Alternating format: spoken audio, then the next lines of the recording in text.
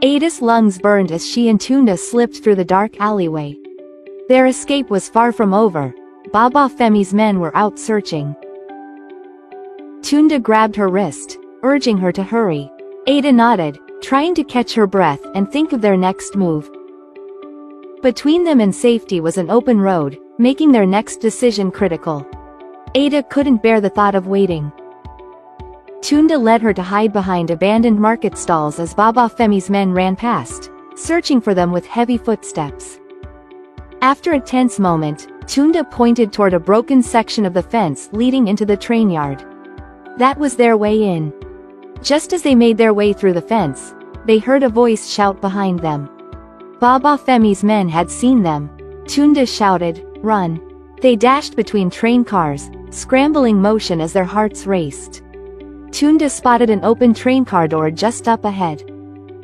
Inside the train car, they heard the angry curses of Baba Femi's men as they searched nearby, their voices growing fainter. Ada pressed against the cold wall, breathless, as silence settled in.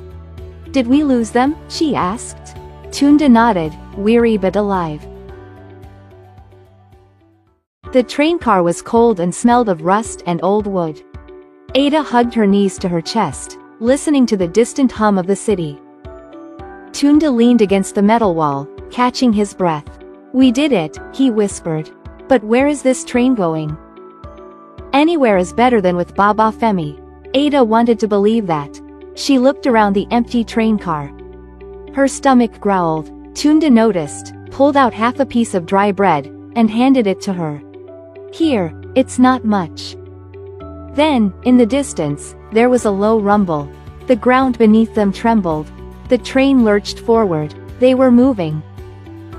For the first time in a long time, Ada felt something strange, hope and fear. The unknown was waiting for them. The train rumbled through the night, shaking the metal walls of the car. Ada sat with her back against the wooden crates, watching the darkness outside. Tunda stretched his legs and yawned. "We should rest. It'll be a long ride." Ada frowned, asking where they were going. For the first time in days, she didn't have to look over her shoulder. No Baba Femi or cold streets. She closed her eyes and slept. The next morning, Ada woke to birds chirping and sunlight streaming through the train car. Tunda was already awake, peeking through a crack. Her breath caught as she looked out at green fields, palm trees, and a winding river. It was nothing like Lagos. The train began to slow down. Tunda nudged Ada, saying, "Time to jump." Ada hesitated, but Tunda urged her on. With a count of 3, they jumped. Ada hit the ground, breathless and shaking.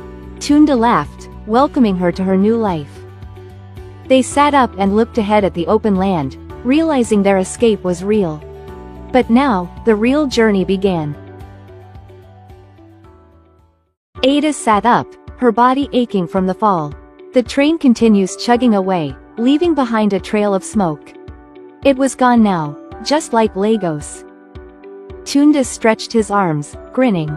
Ada shot him a glare, complaining about her aching legs. The land was peaceful, smelling of damp earth and palm trees. But Ada's stomach growled, reminding them they had no food.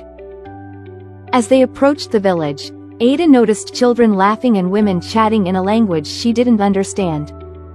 An older woman with a kind face approached and asked them who they were.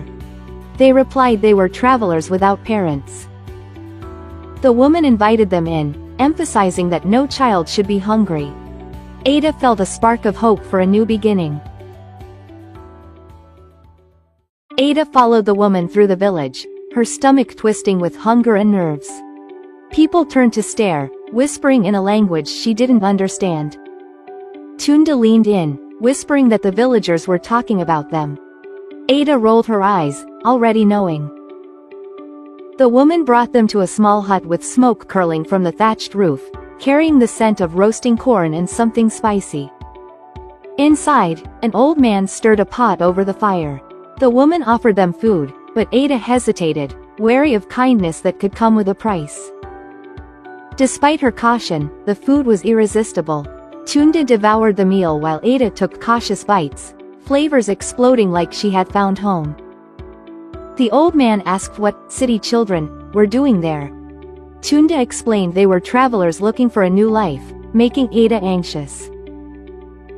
The woman offered them rest for the night but warned that trust wasn't given easily. Ada's heart sank realizing this wasn't home yet. Despite the uncertainty ahead, Tunda remained calm and Ada knew they had food and shelter for the night, promising herself to let go of worries.